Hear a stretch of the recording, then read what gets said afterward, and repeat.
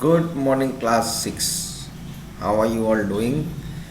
It's great to be back again. So, we are back with the SST today. So, we are done with the solar system and the planets. So, that was on chapter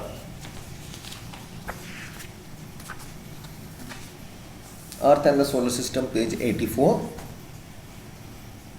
We are done with that. I have explained you everything and told you everything, and I guess I had posted the question answers for you. My job is the E, F, and G. Sorry, the F and G rest you are going to do A, B, C, D, E. They are very easy, so those you can do, and the rest will be taken care of by me. And I have given you separate notes also, so you don't have to worry about that. So that is solved till there. So today we are going to do the latitudes and longitudes. Latitude and longitude. Latitudes are straight down, longitudes are like that. Okay, so I'll just give you a brief explanation. After that I'll give my explanation so that it will be easier for you to understand, so that we don't have any problems in understanding. Actually, we need a book also and a map, because last year's class 6 I had explained them grid reference. I have taught them also, and I had told them everything onto it. So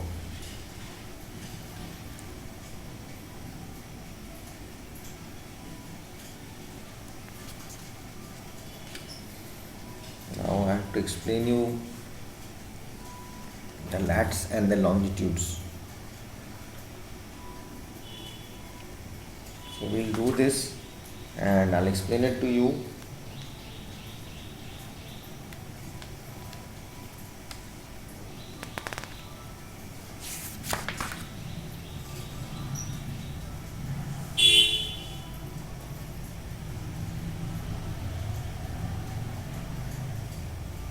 Okay, so I'll just give the basic explanation, and after that we'll read, or we can do one thing, we'll first read and then I'll explain. That will be much better. So I hope we are all on the same page, and let's come to, I don't take the book so much because I like explaining first, but anyways it will be easier for us to read and then to explain.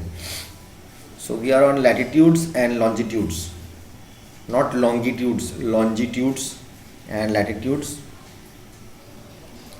and it's page 93, chapter 2, geography. And for your holiday homework and all, I had given you everything and it's been given, so you can do it accordingly. If you have any issues, please jot down a message on the WhatsApp group. Latitudes and longitudes. The most convincing proof about the shape of the earth has been given by the photographs taken by the astronauts and the orbiting satellites. The shape of the earth is like a sphere, but the actual measurements prove that the earth is not a perfect sphere, because it's flat on the top and bottom. It's flat, it's tapered a bit. So that is there. The earth is slightly bulging at the equator and flattened at the poles. Thus, the polar diameter of the earth is 44 kilometers shorter than the equatorial diameter. But for all practical purposes, we consider the shape of the earth as a sphere, that is like a ball. Now, it is easy to locate a place on a flat surface. With reference to our other place, we can locate one place. Since spherical objects like the earth neither have corner and sides, nor top nor bottom, it is difficult to locate a place on it. Every point on a ball is like any other point. Therefore, in order to know the location and direction of a place on the surface of the earth, we have to develop some method or technique. We have to evolve or find certain points or lines which can be used as a reference for locating places on the earth. The earth rotates on its axis with which is imaginary. It's an imaginary axis. We don't see a rod going through it or a pole going through it. Okay. The end points of the axes are called the poles. The pole which point towards the pole star is called the north pole. The other is the south pole. The two poles can be used as fixed points. We can take them as the fixed points, because they are not moving. The earth is spinning around, but the pole is in one place. We can divide the earth in two equal parts, drawing an imaginary line midway between the north pole and the south pole. This line is a circle. This line is a circle, and we call it the equator. That circle, half which is cutting the earth in two equal parts or hemispheres.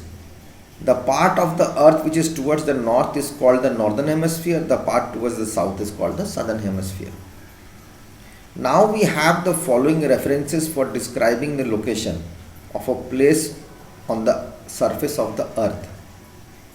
The north pole we have the south pole, we have the equator, the half of the earth, and then we have the full. Also we can get north pole and south pole, plus if we want from the equator to the north or from equator to the south, we can go to the east or we can go to the west.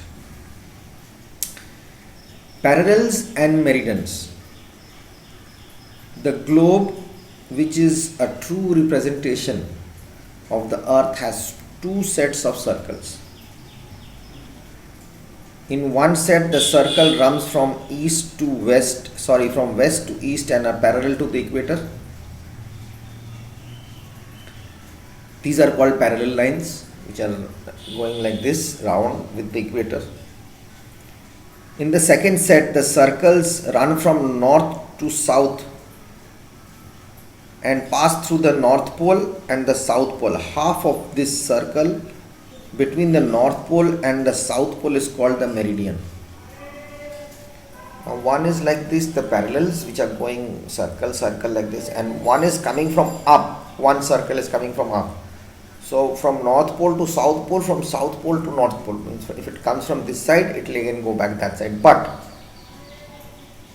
the half of this circle, suppose from north pole I am coming down to the equator, okay, is called the meridian, the middle part, the equator area. The parallels and the meridians can be used to define the location and direction of any place on the globe or map. The parallels and the meridians intersect each other at right angles, that's 90 degrees. Whenever they are crossing, they will cross at 90 degrees. So that's a grid, it comes a 90 degree grid. The network of parallels and meridians on a globe is called the Earth's grid, I just now told you, or the geographic grid. You will see a grid map, you will have all squares. The earth is round, but they are all squares, So we have to take the grid and we'll be able to find a place. I'll teach you that. Parallels or latitudes. We can draw a set of circles between north pole and south pole. These circles should be parallel to the equator. These circles are called parallel or lines of latitude. From north pole to south pole, this round part. Okay. The 2.2 picture which shows here,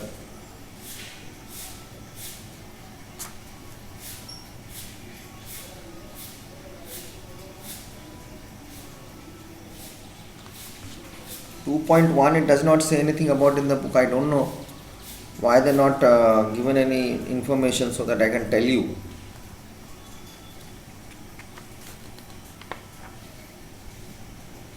Anyways, so if I had pictures I could have shown you. These are the parallels. The first one. These are the parallels.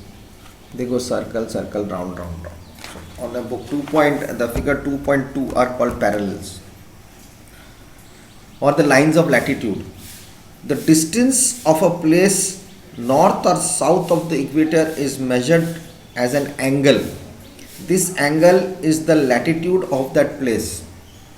The latitude of a place is the distance of that place north or south of the equator, measured as an angle whose vertex is at the center of the earth. See figure 2.5.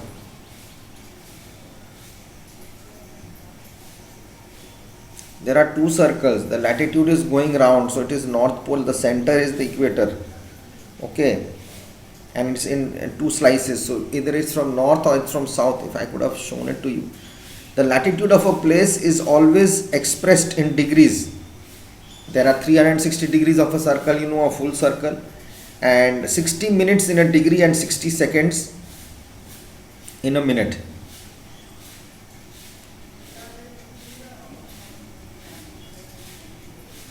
(60 minutes in a degree and 60 seconds in a minute). So 60 into 60 is 360. Okay, so that brings up to it the equation. The equator is taken as the starting line, and thus it is marked as 0. Anywhere place of the equator you take, it's 0. The distance between the equator and the north pole is 1/4 of the circle. Thus the latitude of the north pole is 90 degree, which is written as 90 degree, and the latitude of the south pole is also 90 degree, which is 90 degree S and 190 degree north. Now the parallels are drawn at an interval of 1 degree. Thus there are 90 parallels in the northern hemisphere and 90 parallels in the southern hemisphere.